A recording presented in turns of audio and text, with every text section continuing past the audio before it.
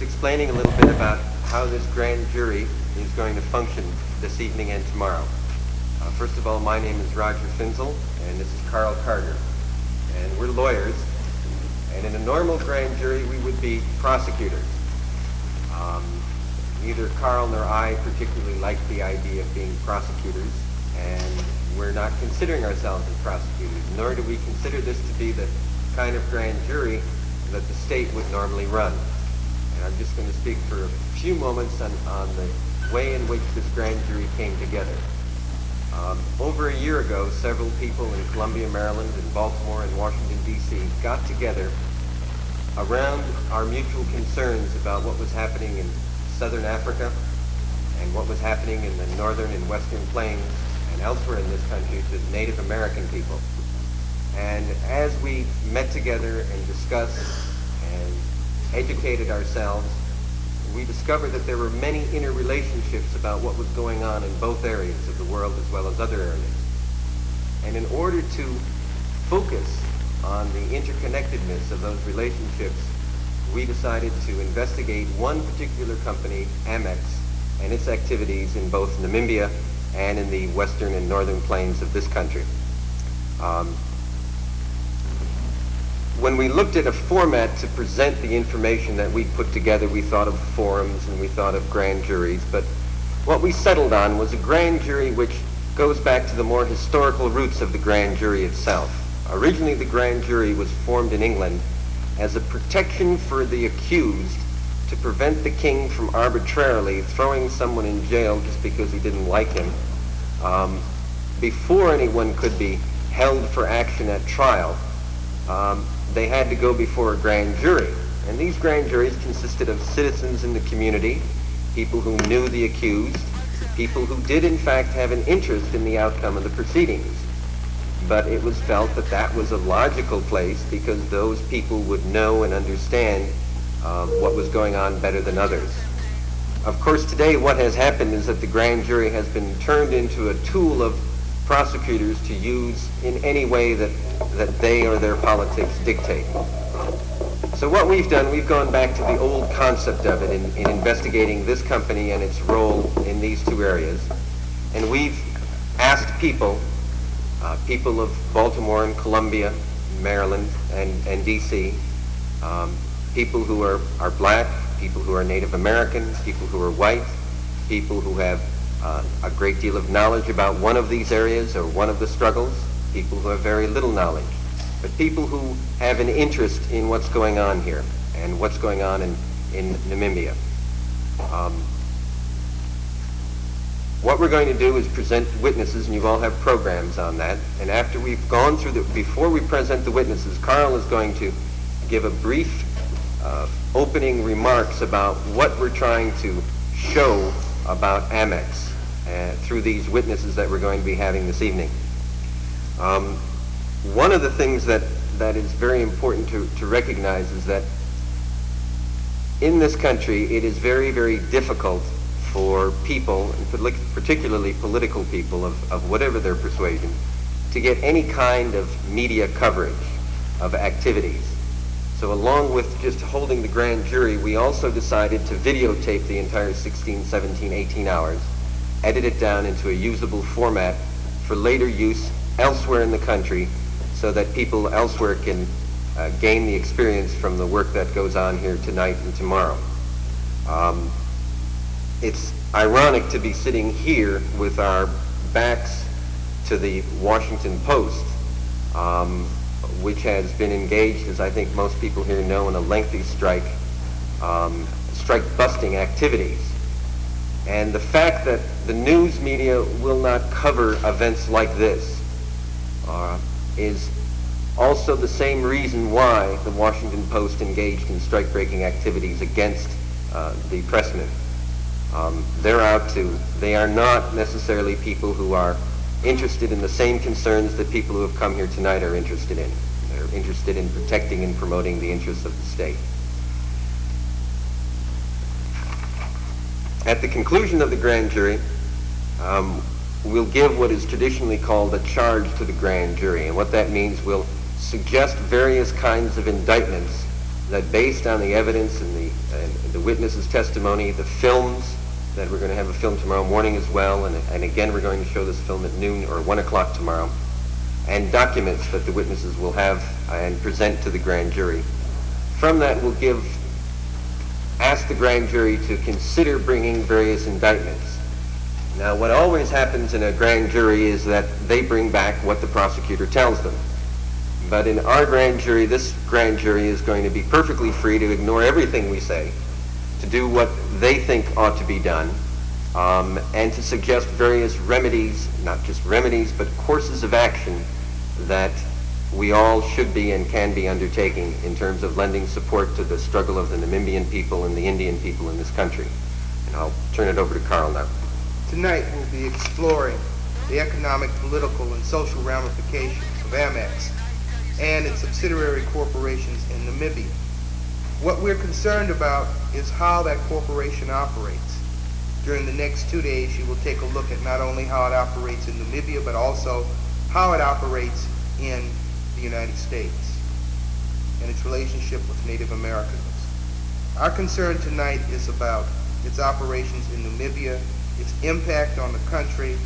We will be concentrating on one mine in Namibia called the Tsumeb mine, which is in the northern part of Namibia. This mine is only one example of mining techniques and operations in Namibia. Amex's relationship to South Africa, Amex's relationship to the working people of Angola, South Africa, as well as Namibia will be explored. We will be calling a Mr. Nahas, a native of Namibia, who will discuss and talk about the contract labor, working conditions, level of pay, and those social and political conditions under which the Namibian people work. We will be calling a Milo Ann Heckathorn, who will be discussing also the statistical structure and the economic structure of this particular corporation. Elizabeth Landis is a lawyer who works with the United Nations, and she will be discussing the environmental and cultural rights as defined under international law. She will be discussing World Court decisions and UN resolutions concerning Namibia and Amex's relationship and its operation within the context of those laws and court decisions.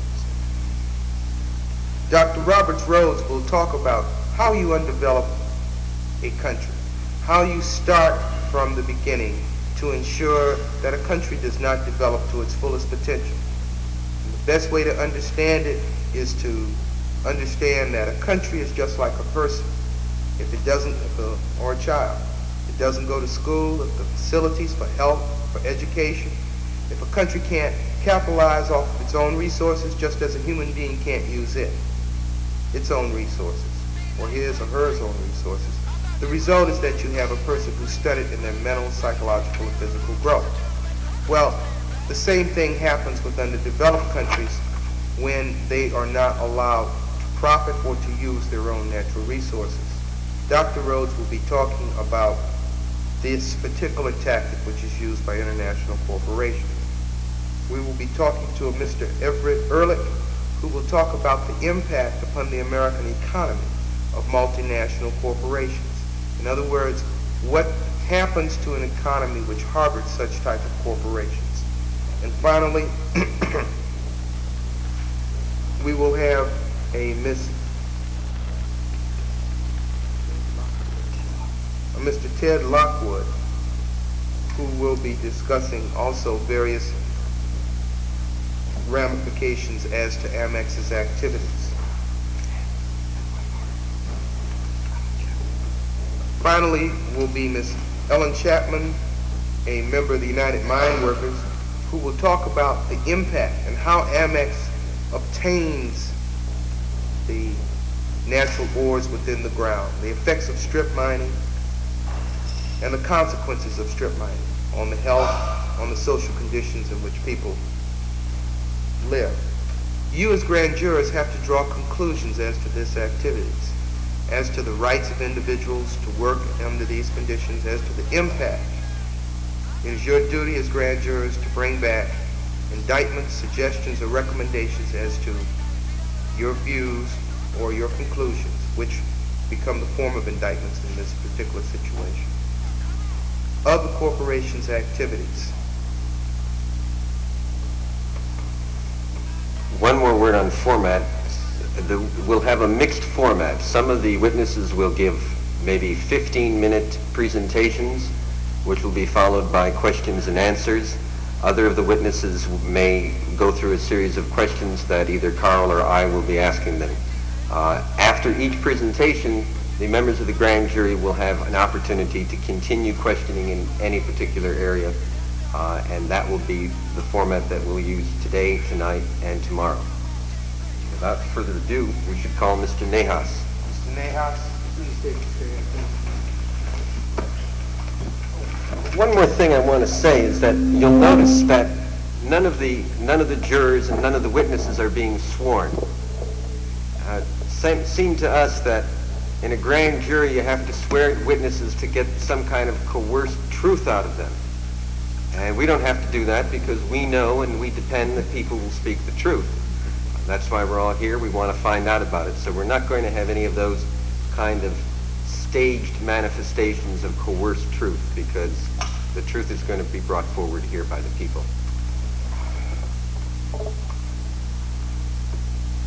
Mr. Nahas, will you state your name for the record, please? My name is Angula Nahas, Angula. And In fact, if you are using the Western style of addressing to me, you have to say Mr. Angula. you are a native Namibian, are you not? Yes, I am. And you have lived near the Sumed mine in the northern part of Namibia? Yes, I was born around that area. Can you tell the grand jurors how does the Sumed mine acquire its laborers? To understand the operations and the activities of the Tsumeb mine, you have to have a background of the political and social activities in Namibia itself. The operations and activities of any mining corporation or any employing agencies in Namibia are guided by the laws and regulations of the apartheid regime in Namibia. Is that regime an extension of the government of South Africa? Indeed it is. And are Namibian people required to pay taxes and cash money once a year to the government of South Africa? In fact, that is one way of forcing them to look for work in the mines and other employing agencies. The workers, most of them who are concentrated in the reserves where they are forced to live, because of the fact that they have to pay annual levies and taxes, they have to look for employment in white-owned companies so that they can meet those obligations. So an individual signs a labor contract. How long is the contract? What is the term of the contract? The contract ranges from 12 months to 18 months. The terms are very simple, that you have to accept the work and be guided by the whims and the wishes of your employer. You have no say about that. Do they grade people according to their physical conditions, the various types of work in Namibia? Indeed they do. What we have is that people are graded in terms of whether you are physically fit, strong enough to work in the mines and the related jobs, or to work in the hotels and the service industries, or to work in the agricultural sector. So a guy like this one who is obviously a mine worker, must have received an A grade. And an individual who receives a B grade, where does he work? Those who receive B grades usually work in the service industries. And those who receive C grades, where do they work? They usually work in the farms, in the agricultural sector. What is the rate of pay for an individual a month if he is black and he is employed by contract? It really depends where you work.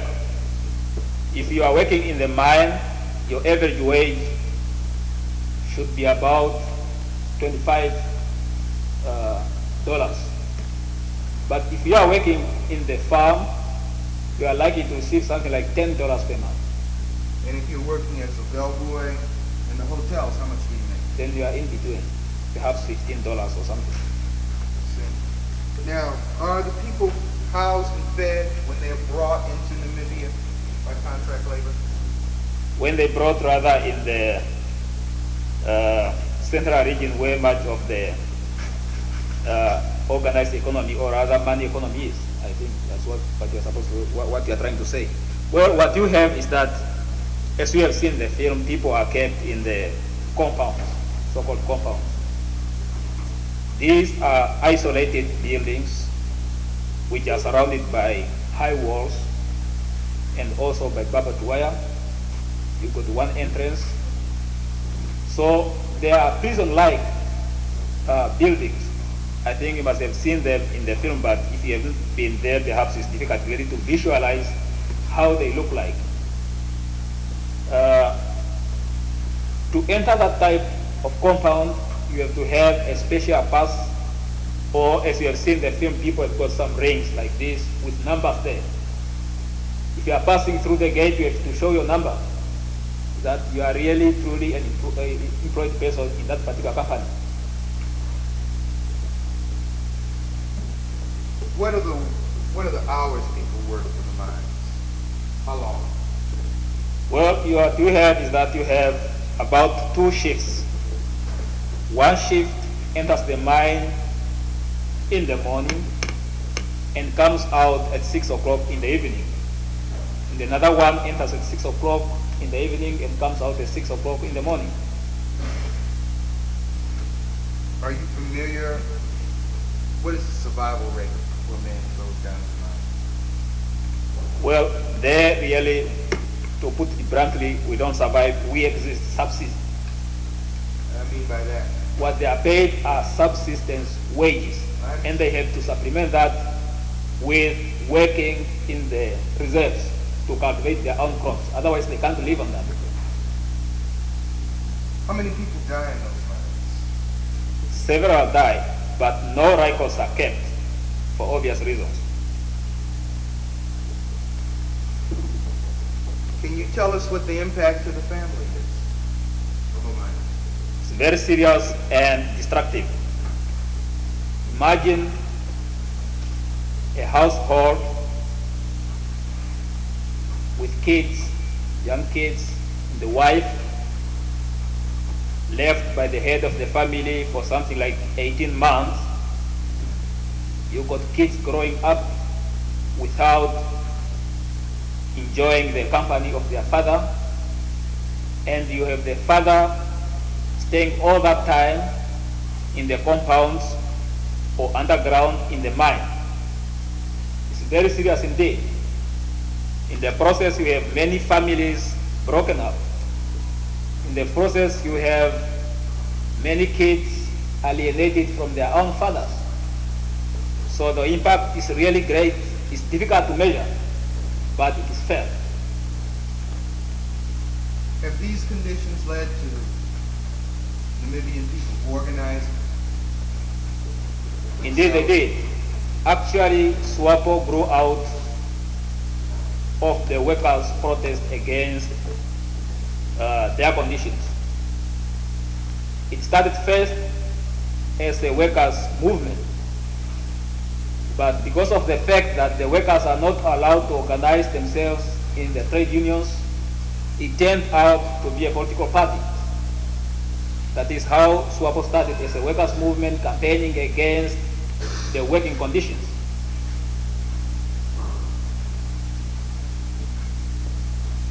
What type of food do they have? Well, usually they have what is called mealie pap. It is a meal prepared out of mealie meal and water.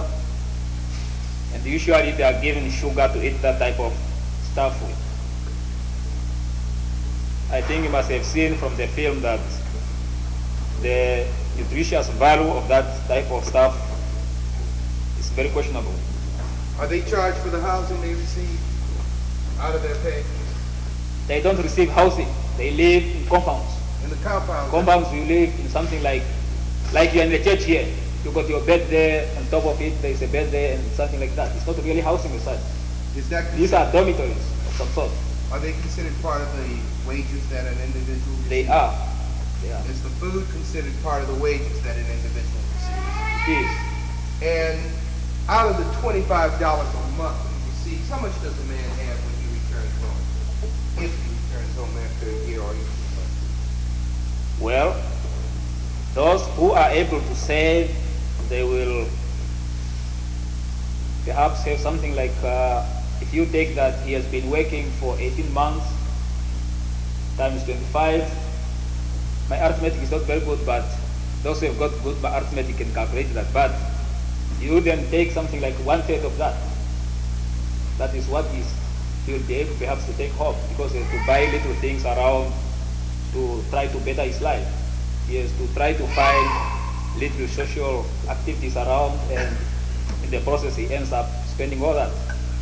Can you tell the people of the grand jury what has been the total impact on the Namibian people by Amex in relationship to their mining operations? The total impact is really difficult to measure, but it is felt. The oppression, the exploitation, degradation is felt by the people.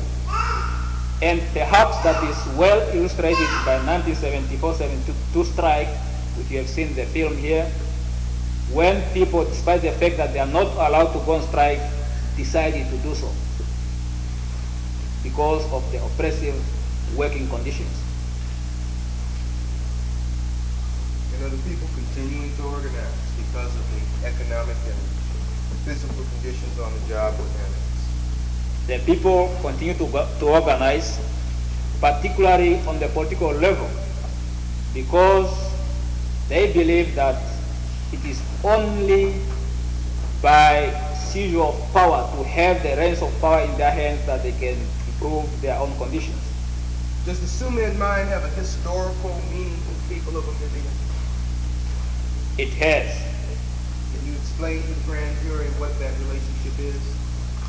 As I told you earlier, I was born in that area. My forefathers used to go to that area. They used to mine there, and they used to make their tools out of that metal which is mined out of the Tsumeb mine. When the white man came, he never consulted them.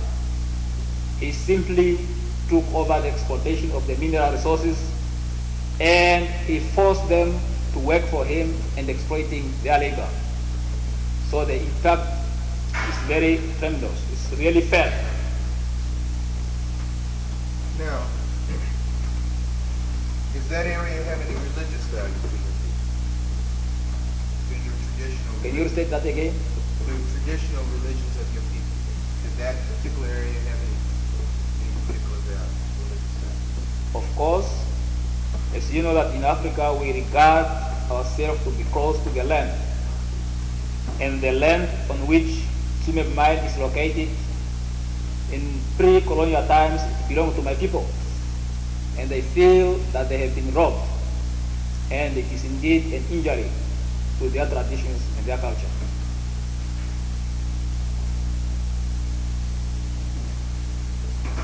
In summing up your testimony, will you please state to the grand jury any other matter that you would like to relate to them about the issues of your people?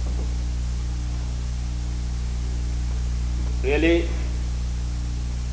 it is difficult to go into the history of the exploitation in Namibia.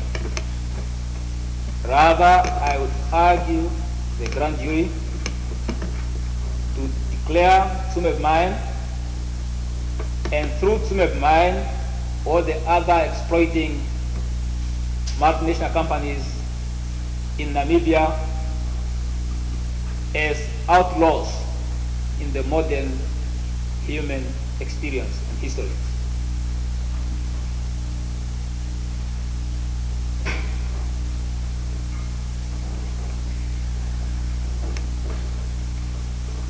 Thank you very much. Thank you. Wait a minute. Excuse me. Are there any questions from the grand jury? Thank you, Mike. Yes, could you tell me if all companies, you said that all companies are subject to the laws of the apartheid regime. Does the American company differ from any of the government-owned companies in their adherence to the laws of the apartheid regime? Is there any noticeable difference? There cannot be any notes of difference, otherwise they will break the law of the country. And companies have to obey the laws of the particular country in which they are operating. Whatever they say, it is not simply true that they are improving the lives of the people. How can you improve the lives of the people when the laws cannot give you that leverage without breaking those laws? Okay. Are contract laborers allowed to have their families present with them, or are they isolated from their families during this period of time of labor? They are never allowed to stay with their families. That's why we are discussing about the effect of the contract system on the family life. You have to go away from your family for 8 months, and sometimes you come back, you stay for 3 months, but because of the demands of taxes and other demands, you have to go back and work, which means that in the period perhaps of 20 years, you might only stay with your family for 5 years, but at various intervals. Are there any, you mentioned that there were strikes. Where are those strikes legal? Are they recognized strikes? Do you have any union, legal union organizing activity among laborers? Is it recognized? The apartheid laws of South Africa do not recognize or allow any trade unions to be organized by the black labor force. It is illegal in itself. Are the white contract laborers also present at the company? Native Southwest African white contract laborers? They got their contracts, but not contracts in the terms of the contract labor system. They are employed under certain conditions to which they themselves have agreed to. You sign a contract, it's a direct one-to-one relationship. That if the white fellow does not want to take that job, he can leave it. If he thinks that there is other job somewhere where he can go and earn better, he can do that. Whereas with an African, as you are quoted, that you are being hired by Tsumeb mine. Tsumeb mine has the overall control of you without you saying anything. Whether your wages are low, your living conditions are low, or what, you have just to accept what is given. You have no way of changing it. Okay. Are there redress procedures for white workers? Can they have a union? Of course, yes. Of course, yes. Is they paid for housing? Do they have to pay for food out of their wages? Is that considered part of their wages? White workers live normal lives. They are given all fringe benefits which can accrue in normal working situations. Subsidies for their houses, for their children's education, and many other fringe benefits, plus their own high wages. So they live normal lives, not like black workers. That is what the apartheid system is, to protect the rights of the white settlers there. Okay, you answered to the respect that you pay for the housing comes out of that. I noticed you also say there are health conditions. If you had a health problem, does the company provide whatever health problems occur with workers, and is that also taken out of your pay? What you have really is that they got people called first aid assistants or something like that. If you have a health problem, they send you to those people. They are not doctors, they are not trained, they are just giving basic first aid knowledge. If they find that your problem is too difficult, they will send you back to your rural area. Perhaps there you will, if you are lucky enough, if you live near some mission hospitals, you will be sent there. But as long as you are not able to do any job, they immediately send you back to your reserve, where you came from. Because you are no more a labor agent anymore. You are not no more, you can't produce anything anymore, so you are not useful. Is there one? Right. What are some of the punishments brought on if you break the apartheid laws? What are some of the evil doings or punishments that are brought on your people when you break the laws brought on the Namibians? When you break the laws, many things will happen to you. You can be arrested and put in prison. You can be arrested, taken to a police charge office, and beaten up there. They want and let you go after being beaten. You can be arrested and fined, depending upon the nature of your crime or whatever it is, how they define it. And to be arrested is not really a problem. A simple little mistake that you have left your pass somewhere, your so-called identity paper somewhere, makes you liable to arrest. Then you are taken, then you are handled in the manner they feel like handling you, depending upon particular police officers who arrest you. Mr. Angola, you said that a white worker could leave the job anytime he liked. You said a white worker could leave the job anytime he liked. What happened to a black worker if he would leave his job? You know, would he be breaking the contract and breaking the law? You can't dare to do so. If you do that, your employer will report to the police. Give all your details. You know, when you are employed, you have to sign, you have to stamp, they have to take all your fingerprints, your pictures, and all that type of thing. So they report you to the police that this fellow has left job. Look for him. They will look for you. If they catch you, then you are tried with dissertation that you have disserted from your boss. You have disserted from the job. When, say, you leave a reserve and you go to work in the mine people give you a certain document which binds you to that mine. If you leave the mine and that document is no more valid, then you are not supposed to be there anymore in that particular area. So in the first place, you are arrested because you have run away from job, and also because you are living in that particular area illegally. So you face all that. One more question. You said that this happened to the black workers. Now in South Africa, I understand that they have a 3 or 4 tier type class thing based on white, color, oriental, black, etc. Now what happened to brown, either colored and Asian workers? How are they treated in Namibia? What you have is a very interesting situation. For instance, the black worker lives in the compounds. The mixed blood or colored worker will live in a small box-like house, which is of course individual, can have a bedroom there and the little thing there. At least you can, have your family around. Then you receive better salary than the black one. Then you have the white worker living in a mansion, very perhaps with 2 or 3 servants, 2 or 3 cars, 2 swimming pools or something like that. So the whole thing is patterned upon that color pigmentation. The lighter you are, the better. You happen to be the white, the best, Are there any progressive whites at all that you can that you have a chance to run into in Namibia? Any progressive whites that you feel is struggling to change the condition of the black people?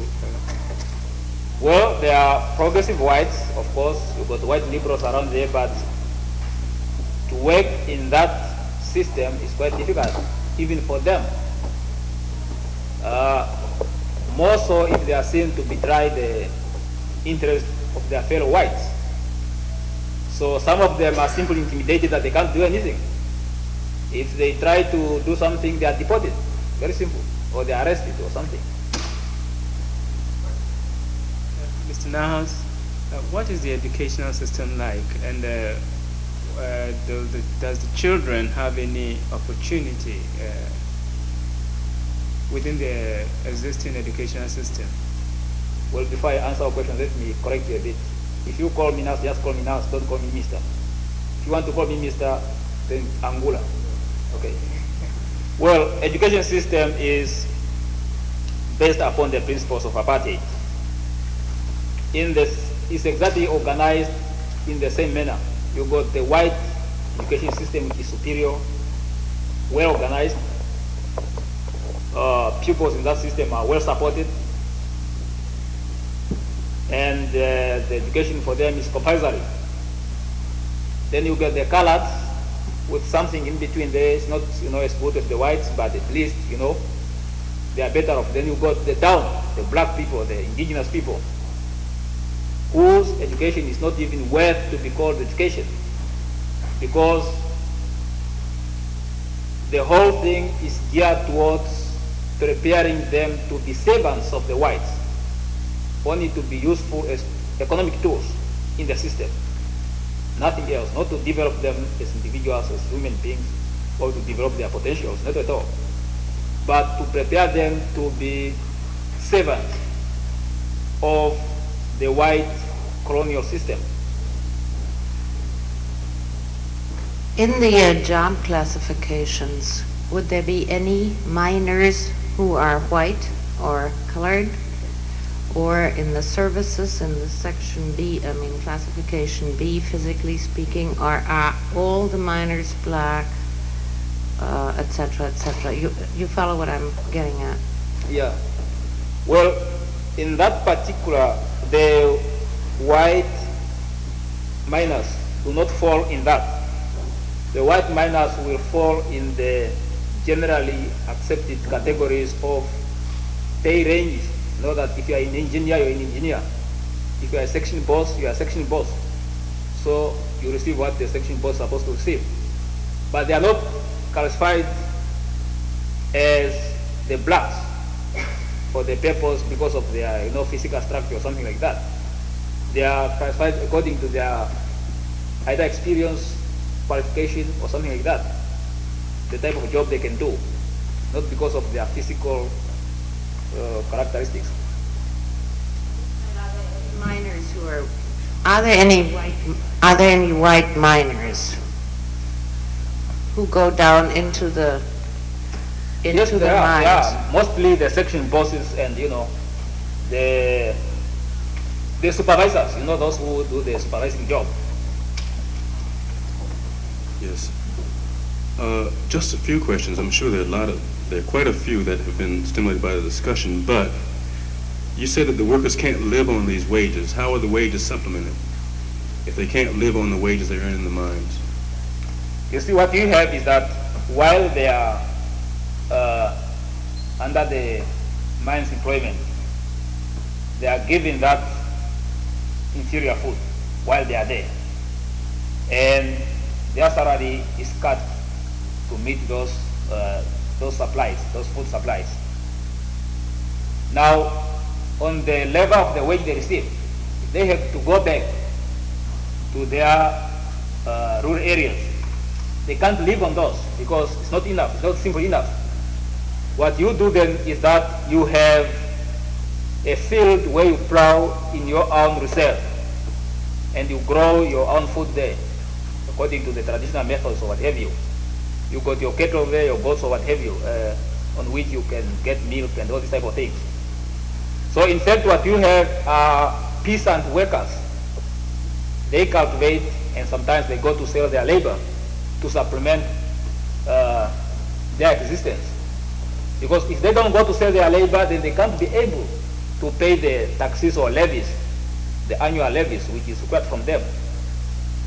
You see, if they can't cultivate, they won't be able to live because they can't live on the wages they receive. So you've got that situation. The labor contract confines them to the mine for 12 months, 18 months, as I understand you to say. Yes. Then how are they free to return to the rural areas to plant crops and tend their plots and so on? What you have is that while they are in the mines, at the mines, or in the white employment, their families are still there. Their families are still there. What they do is they can use part of what they receive to buy little things like soaps, like sugar. You send to the rural areas. Then you can use that, your wife can use that to hire labor to, anybody wants soap, he can come there and work a certain, area there, then, give him soap or a cup of sugar or something like that. Okay. I have just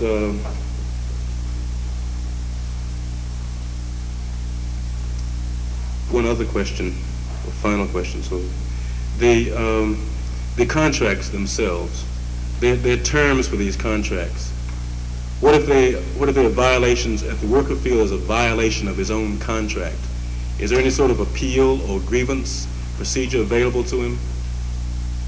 If he feels that it's violated, by whom? By his employer, By the employer. by the mining company.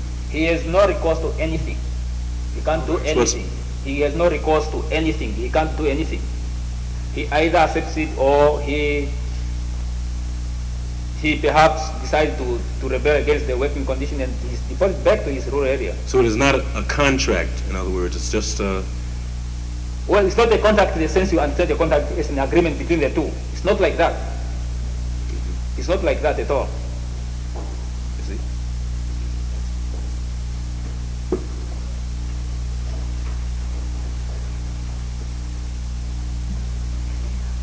Mr. Angola, what is the yearly tax levy on workers? How much is it? Well, because it follows age. If you're about 16, 18, under 20, then you are likely to pay $10 per year. If you are above that, depending also a little upon the property you have, you are likely to pay $30 or $40 per year. That is in the reserves, in the rural areas. But in towns it's something different because there we have those who live in towns, those who are residents of towns, they got different other taxes to pay, water, electricity, and all these things are collected every month. What metals come from the Sumed mine? You got various type of metals, but the main one is copper. And you said that, a final question, that people in the compounds were only trained in first aid. Mining is very dangerous. So if, in fact, a worker is seriously injured and there is no hospital close by, what happens? What happens is that they give you first aid. But if they see that you are no more useful, they send you back to your reserve where you came from. If you are lucky enough in the reserve, because usually you got, these missionary hospitals, then you can go to the missionary hospital and perhaps get here. I have witness to that. I've seen many people coming out from the mines, railways who have been injured and sent back to their own rural areas, and some of them get paralyzed for good because of lack of medical care. Simple like that. And do many of them die on the way? Men do die, yes. But as I said earlier, no records are really kept or at least made available to anybody. Mr. Angola, is the requirement that laborers work 18 months at a time away from their families just a convenience for purposes of labor, or is that a method of keeping the African birth rate down as well?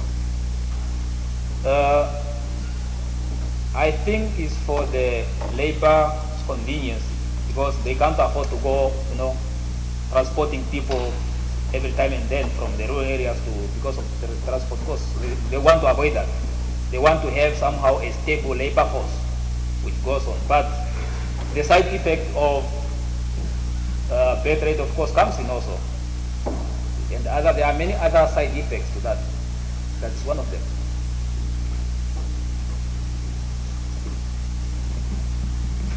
Right. Mr. Angola, did you ever work in the mine yourself or know personally some people who worked in the mines? I have known my own relatives, cousins, brothers working in the mines, but I never worked in the mine myself. What were the conditions, the work conditions, during the day when you're working in the mine? Were the supervisors nice to the workers, or did they have a lot of breaks for lunch and rest breaks? What kind of work did people do? What kind of work do people do in the mine? And, for example, what are the relations like between the supervisors and the workers during the workday? Well, the whole apartheid system does not allow interaction between the whites and the blacks. Usually, the white is your boss. You are there to do job. He stands there and he tells you, do this, take a hammer and hit this rock, or drill this hole here, or something like that. His job there is to give you instruction to do the job and to produce for the benefit and the profits of the owners of the company. What you do receive is something like it's a soup, while you are working there in terms of food. In between the hours, you receive a bowl of soup. You eat that is it. Then you have to continue with your work until you're out of there. You say you work a 12-hour day. How long are the breaks between work hours? I'm not quite sure how long they are, but they are not many. Well, one more question. In the mines here in the United States, like the coal mines, for example, a lot of the workers, after they've worked in the mines for a number of years, they found that they have problems either with their lungs or other physical ailments. Have you known people who've worked in the mines who have had after effects, physical after effects from the work that they've done there? And if so, what kind of problems might they have had? I have known several. TB in particular is a chronic among the Namibian mine workers in Namibia. And in the process, they have taken that to the rural areas, and I remember at a certain time there was an outbreak of TB. They tried to come and vaccinate people and what not, examine them and try to determine who has got TB. So you got all these type of, some of them get blind at a very young age, say 40, 45, because of the bad lighting system in the mines there where they have been working. Some of them, they get deaf because of the noise in the mines there. So you got all these physical effects upon the workers. But, well, in that system, you are not really a worker in the sense we use the word usually. You are just an object of labor like any other machine. A machine is even better off because it breaks down. If it breaks down, they have to attend to it. But you as a human being, you want money to support yourself sometimes. Even if you feel that you are not quite well, you go there and you do the job. You have to do the job. Mr. Angola, you said rather that you work a 12-hour day in the mines.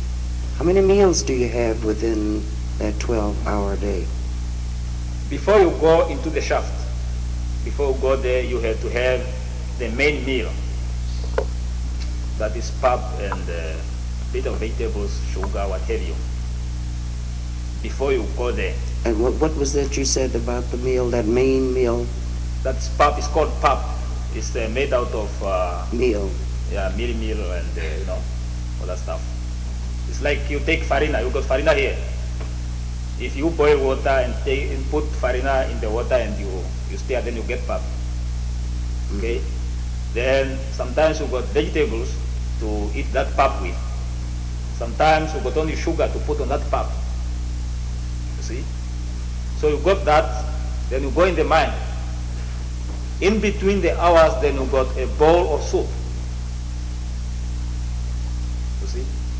Then until when you come out, then you have to have your meal before you go to rest. I was asking that question. I was asking that question because I wanted to know, from what I had heard you testify prior, it didn't seem as if the people could be very healthy with the type of food. It doesn't seem as if they're getting the proper nutrients. They are not at all. I think if you were here when the film was shown, this was clearly stated in that film.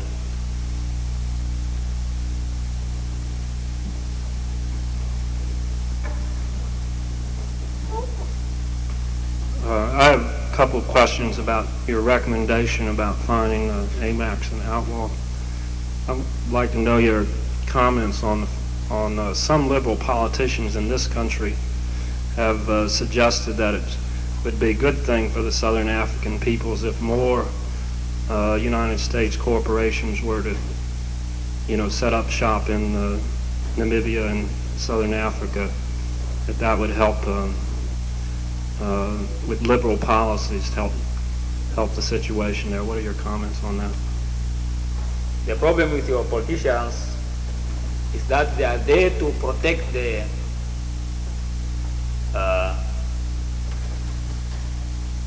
multinational companies.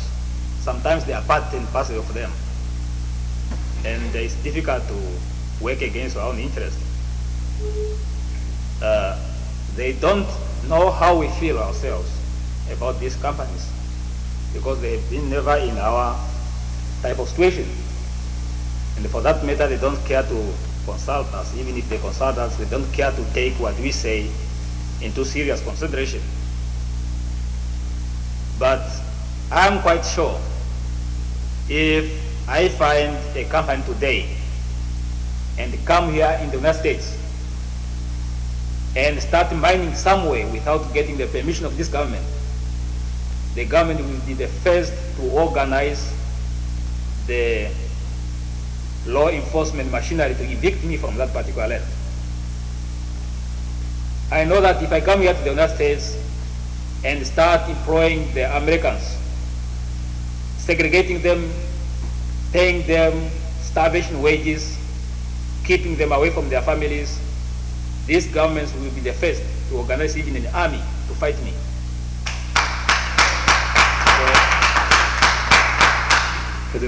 The other question is about SWAPO. You mentioned that because unions were not allowed, that SWAPO took the form of a political party that is engaged in armed struggle against the government.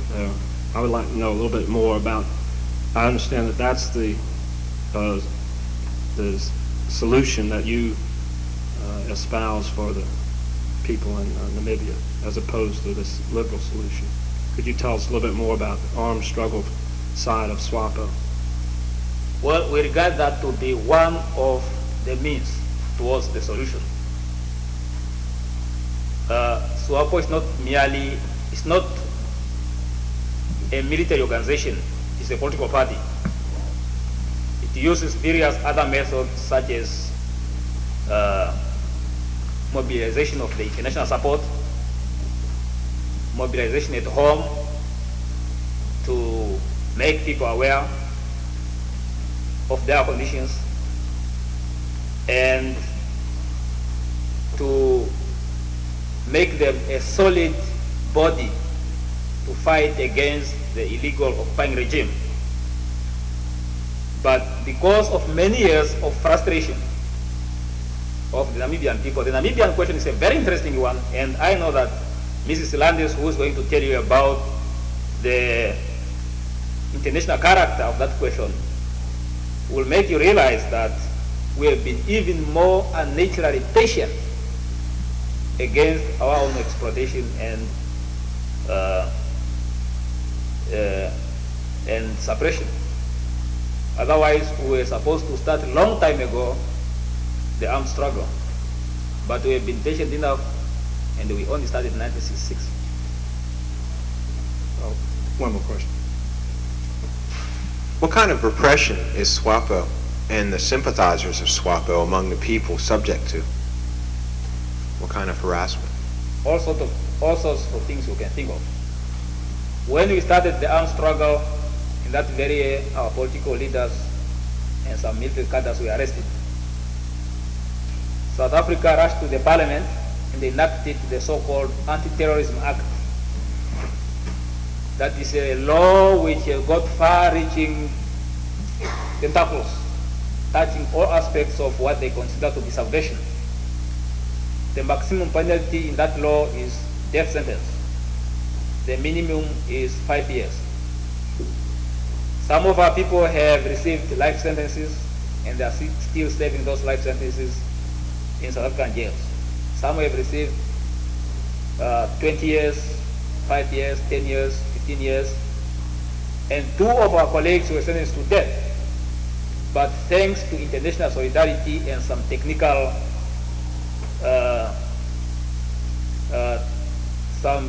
shortcomings within when they were being tried, later on they were released because of these technicalities and also because of the pressure from outside. So anything can really happen to you. What appears now to happen is that if you are arrested and they suspect you to be connected in one way or another with the armed struggle with SWAPO, what they are like to do is either to keep you indefinitely in the prison without telling anybody that you are there, or even to kill you or to do whatever they want to do with you without telling anybody. Many people have just vanished. Sometimes when they know that these people are known by other people, they will say, oh, perhaps they ran away to the African defense countries. But they are not there. So anything can really happen to you. I think one final thing has to be cleared up. Do you think the people that are interested in reform of the company, what state does the company have to be in to be legal to the people who work and live in that area?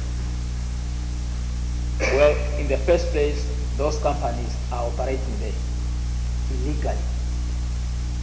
Because South Africa is, we will be told South Africa is there illegally and they are operating under those laws. All companies have been requested to observe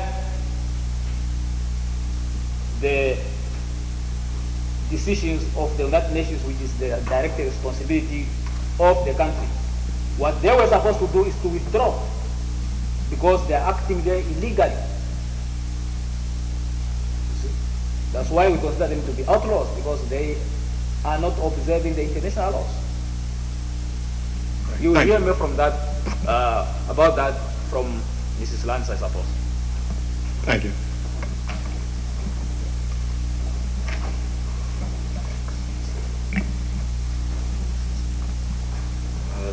By the way, the grand jurors, of course, these lights are really hot. You know, you can get up and run out and get some refreshment in the middle of things. You're not locked in here or anything. I didn't realize how hot these lights were going to be until I sat back here.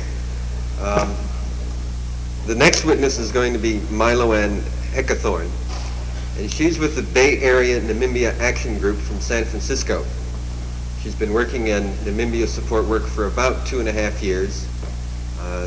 They've gathered a great deal of information about the activities of the Tsumeb mine in Namibia, and she's going to present some of that information for us. Did you have a chart you wanted to have put up maybe in front? I was provided with this chart.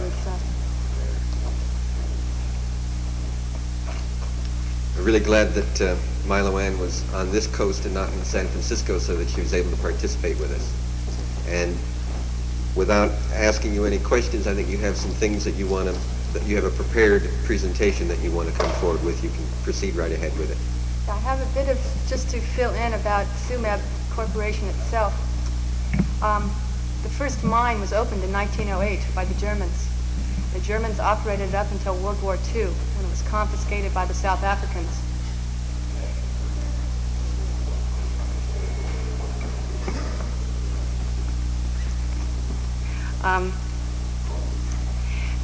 But during World War II, as I said, the mine was seized by the South Africans. In 1946, the mine was bought for $4 million by a consortium of corporations from the U.S. and from England. Two of the main owners in this consortium were Amex Corporation, which stands for American Metal Climax, and Newmont Mining Company. The minerals extracted from this mine, as Nehas said, copper is the main one, but we also have lead, silver, cadmium, pyrite, germanium, and zinc. And a lot of the latter ones are becoming much more important as processing gets higher and higher. These minerals and this Tsumeb mine account for 80% of the base mineral extraction in Namibia, so you can see its importance to the economy in this respect. Tsumeb itself is also involved in smelting and refining, primarily in lead refining at the mine itself. I have a map which we can circulate to the grand jury to see exactly where Tsumeb is. It's up in the northeastern area of the country, just below Ovambaland.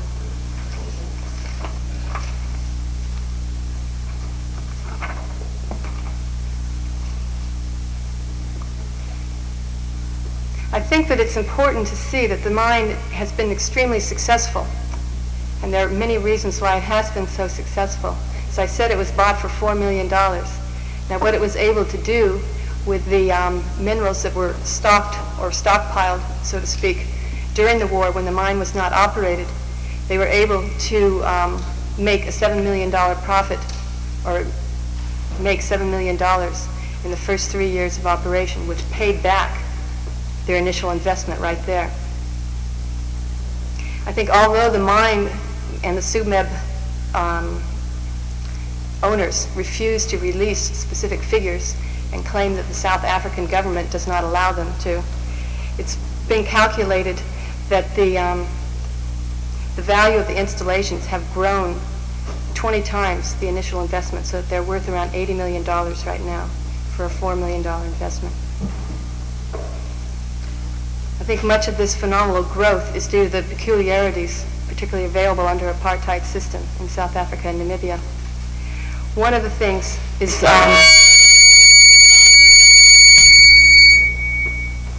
one of the reasons for this, I don't know if that was bad, one of the reasons for this is the high rate of extraction that they're able to do. One of the presidents of the owning companies in Tsumeb said they plan to have the main minerals extracted in 10 to 15 years. This means obviously they are not operating for the benefit of the Namibians. And this is the point that has been made and will be made. It's the corporation primarily involved in getting as high a profit return as it can in the shortest period of time, and it is supported by the South African government in this. I think that it's also important to see with this wealth that is the company is able to make, where it goes. None of it is left within the company, within the country itself. Aside from the taxes that are paid to the South African government and the wages that are paid, the rest of that in operating costs and in profit go back overseas. And this is primarily to American Metal Climax, Amex Corporation, and Newmont Mining. I think it's important to look at